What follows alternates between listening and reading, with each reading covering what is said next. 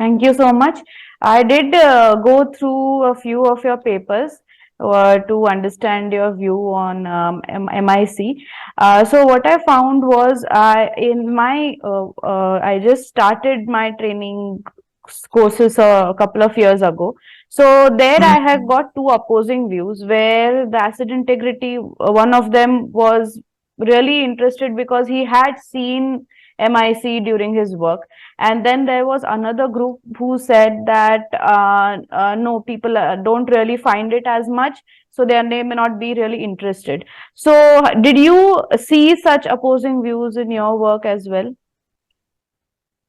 Yes, as I said, MIC is really a puzzling issue. And because of the fact that it involves a lot of variables, from the involvement of bacteria to the chemistry of the system to the even hydrodynamics of the system, there are a lot of confusion about MIC. Let me just give you an example. One of the places in a plant, one of the places where microbial corrosion can be frequently seen and highly expected is underground fire water rings. Why? Because these systems are made up of steels, carbon steels normally, and the water inside such systems stay there for a long time. They are at a stagnation period. And also the water used in these systems are not being chemically treated. They are directly taken from either well water, or even sometimes I have seen that they use processed water directly into such grids. If you leave water in a pipeline for quite long time, maximum 2 days, 48 hours, the level of dissolved oxygen from ppm levels drops down to ppb, parts per billion. So from parts per million, it drops down to parts per billion. In other words, the system automatically loses oxygen and becomes anaerobic, airless. If in your water you have bacteria such as anaerobic sulfur-reducing bacteria, chances are that they will find the situation quite suitable to become active and induce corrosion. The corrosion could either be in the form of pitting, which means that you will be losing the water you have deposited in order to control the potential fire cases, or it can corrode from inside and therefore create very thick scales, or better to say corrosion products. And therefore, when you want to use that water, actually because the pipe is clogged, is filled with all these scales and corrosion products, you may not be able to do that. I had such an experience some years ago. We visited a plant, and I advised the management that based on what we are seeing, chances are that in case of fire, the water required to control it will not be available. I said to them, in my opinion, the fire water rings could have been clogged with corrosion products as a result of microbial corrosion. They didn't listen.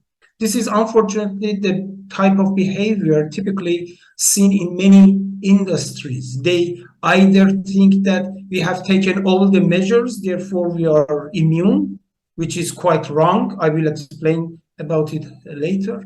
Or they say that so far so good, we haven't had any major problems. Therefore, this is a justification of, or better to say, a verification of how correct we have been acting.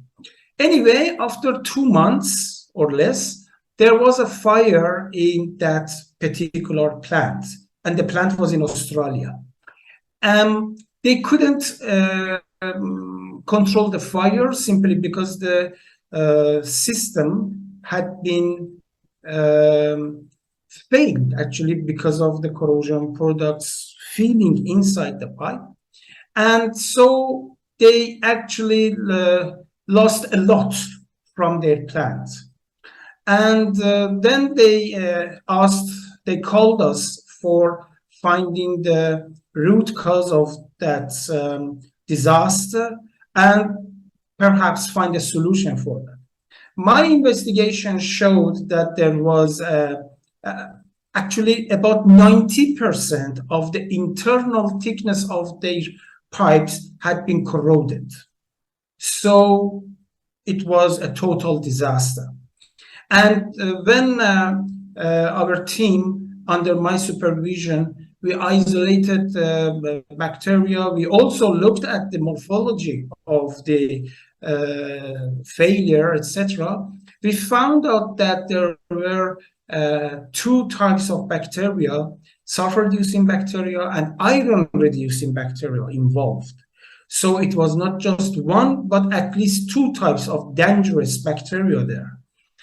And then we designed for them a system, automatic system for using biocides, which are chemicals that kill bacteria. But you cannot use any type of biocide. It must be selected based on several considerations. Anyway, to cut the long story short, what they could have safely addressed maximum by $50,000, $60,000, they end up paying about $1 million in order to take out all the grit, replace it with new material, also for design of new injection systems, etc., etc. So one thing is that in most of cases of corrosion in general and microbial corrosion in particular, if you have enough knowledge about especially microbial corrosion, chances are that you will be in a position to prevent it, not to treat it, because treatment is always much more expensive, too costly than prevention. So some people are just like that. They say that microbial corrosion is not that important. We are capable of dealing with it without thinking in depth.